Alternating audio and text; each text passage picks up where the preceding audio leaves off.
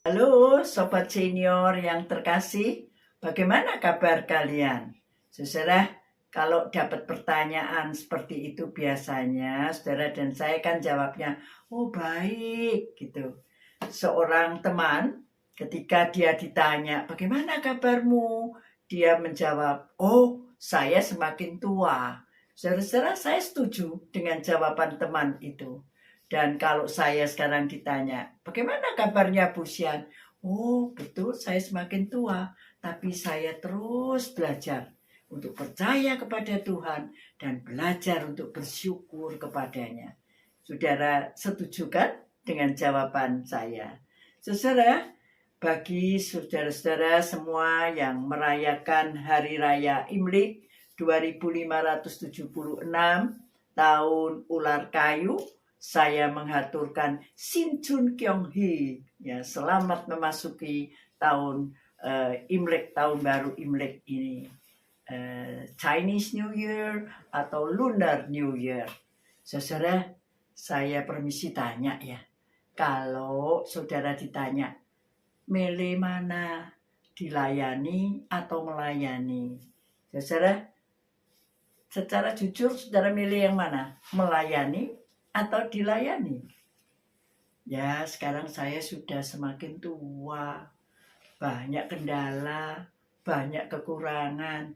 Ya, saya lebih banyak memilih dilayani daripada melayani. Nah, saya juga semakin tua, bisa melayani apa saya? Saudara, sebetulnya apa artinya melayani? Melayani berarti kita memberikan sesuatu yang baik buat orang itu. Dan orang yang melayani bisa macam-macam motifnya. Ada orang yang saya melayani supaya saya mendapatkan imbalan. Itu banyak terjadi. Saudara, kita dilayani ketika kita masuk di restoran, kita dilayani dengan baik. Nah, orang yang melayani kita itu bisa motifnya ya supaya nanti dia dapat tip atau seperti itu.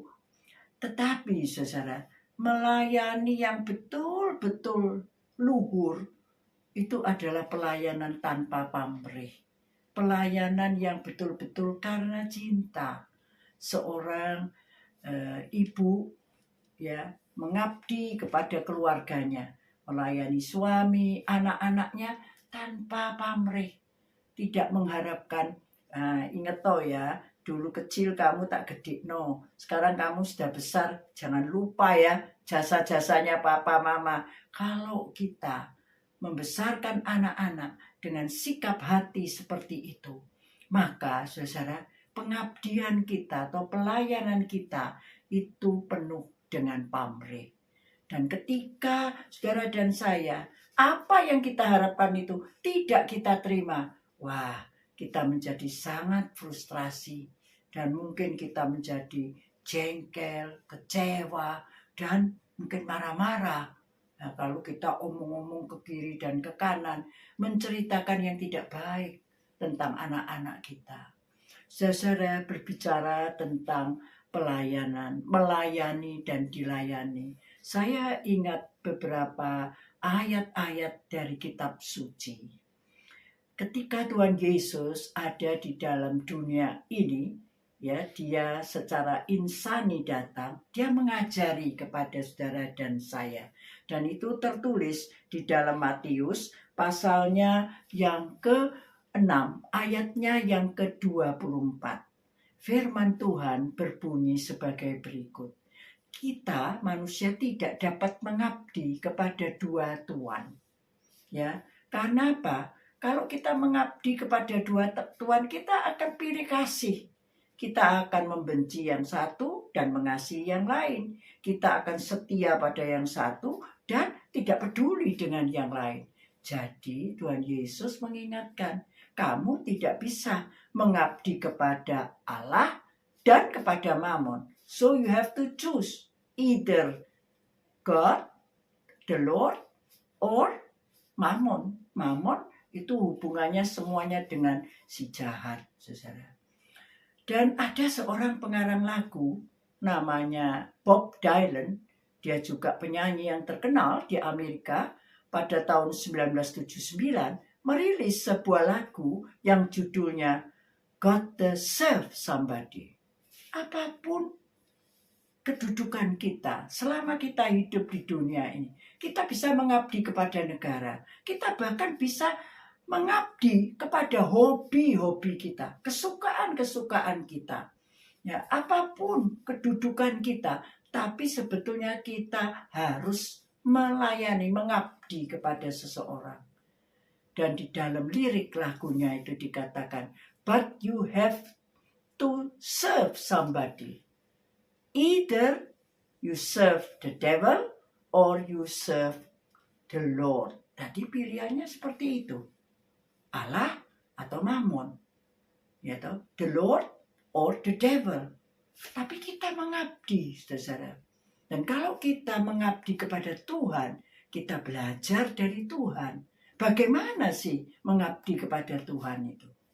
Tuhan Yesus berkata, karena anak manusia datang bukan untuk dilayani, melainkan untuk melayani.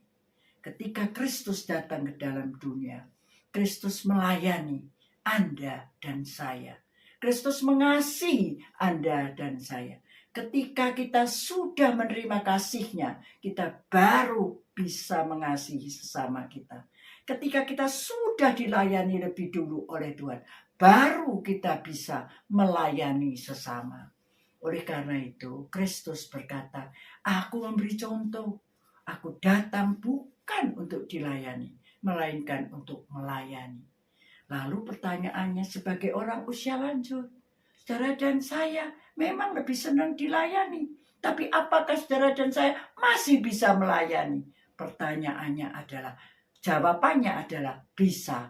Kalau saudara bertanya, saya sebagai orang usia lanjut, dalam hal apa saya masih bisa melayani keluarga saya, melayani sekeliling saya, melayani orang-orang yang Tuhan tempatkan di sekitar saya, melayani dalam komunitas kita. Saudara-saudara, ketika saudara sungguh memikirkan hal itu, Tuhan pasti menolong, sehingga saudara dan saya dimampukan melayani, dan melayani tanpa pamrih, melayani karena cinta. Saudara, seorang oma berkata kepada saya, ya, saya kadang-kadang masih masak masakan kesukaan cucu saya. Oma yang lain berkata, ya, saya masih bisa menjahit, dan saya bisa menjahit untuk anak saya atau cucu saya. Apapun saudara-saudara yang saudara lakukan, kalau kita tidak mengharapkan imbalan, tidak mengharapkan balasan, tapi kita lakukan karena cinta, itu kita melayani seperti Tuhan sudah melayani kita. Karena itu ada sebuah lagu yang mengatakan, melayani lebih sungguh, karena Tuhan sudah lebih dahulu melayani kita. Saudara mau, bukan? Mari kita berdoa. Bapa, ajari kami seperti Kristus yang datang bukan untuk dilayani, melainkan untuk melayani. Dan ketika kami merasa kami kurang dilayani dengan baik, ingatkan kami bahwa kami mau terus belajar melayani tanpa pamrih. Karena Engkau Tuhan ada di dalam kami. Engkaulah yang memampukan kami melayani dengan baik.